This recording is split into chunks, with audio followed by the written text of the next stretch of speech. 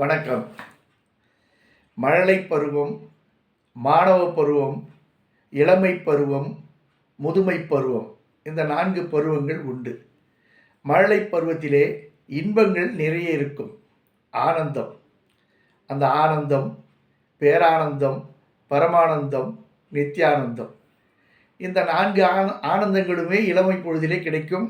நமக்கும் கிடைக்கும், குழந்தைகளுக்கும் கிடைக்கும்.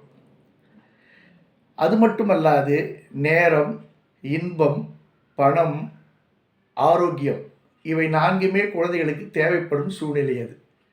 அடுத்து மாணவ பருவத்திலே மாணவர்களுக்கு இதே 4 கிடைக்கும். நேரம், இன்பம், பொருள், அதாவது பணம், ஆரோக்கியம், இந்த 4யுமே அவர்கள் பயன்படுத்தி கொண்டு நல்ல நிலையை அடைய வேண்டும். அதில் ஸ்ட்ரெஸ்ஸும் இருக்கும், டென்ஷன் இருக்கும், எல்லாம் இருக்கும். ஆனால் அந்த ஸ்ட்ரெஸ்ஃபுல் லைஃப்பை நம்ம ப்ரூஃபுல் லைஃப்பாக மாற்றணும், ஃப்ரூட்ஃபுல் லைஃப்பாக மாற்றணும். எப்படி? நல்ல மார்க் எடுக்கும்போது, கிளாஸ் ஃபஸ்ட்டு வரும்போது நம்ம அதை அச்சீவ் பண்ணிடுறோம். அதனால் அந்த நிலையும் தாண்டுகிறோம். அப்போது இந்த மாணவ பருவத்தில் நிறைய கனவுகள் காண வேண்டும். அந்த கனவுகள் நனவாகும் காலம்தான் இளமை பருவம். இளமை பருவத்திலே இதே 4 நிலைகள் நமக்கு இருக்கிறது. நேரம் கிடைக்கும், பொருள் இருக்கும், பணம் இருக்கும், ஆரோக்கியம் இருக்கும், இன்பம் இருக்கும். ஆனால் எதையோ தேடிக்கொண்டிருக்கும் போது நேரம் போதாது போலவே தோணும். ஆனால் அங்கேயும் டென்ஷன் இருக்கும், ஸ்ட்ரெஸ் இருக்கும், எல்லாம் இருக்கும். இந்த ஸ்ட்ரெஸ் எல்லாம் பஸ்ட் அவுட் பண்ணுறது எதுன்னா, நமக்கு ஃப்ரூட்ஃபுல் காஸ், நம்ம வீடு, நம்ம குழந்தை, நம்ம நினச்சதை சாதிச்சிட்டோம் அப்படின்னு நினைக்க ஆரம்பித்தாவே அந்த ஸ்ட்ரெஸ் எல்லாம் பஸ்ட் அவுட் ஆகிடும்.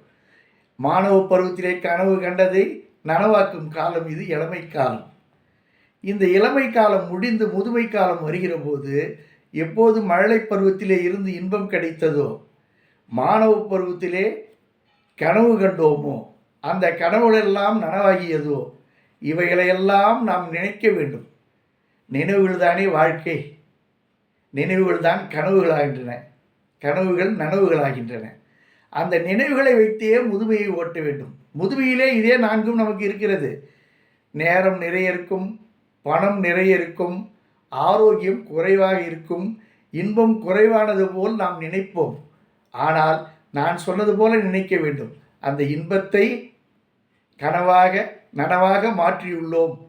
ஆகையினாலே முதுமையும் ஒரு இனிமைதானே. இப்படி நாம் சிந்திக்கிற போது எல்லாமே நன்மை பயக்கும். சிந்தித்த எல்லாம் என் சிந்தை அறிந்தே உதவ வந்த கருணை மழையே பராபரமே. ஆகையினாலே சிந்தனை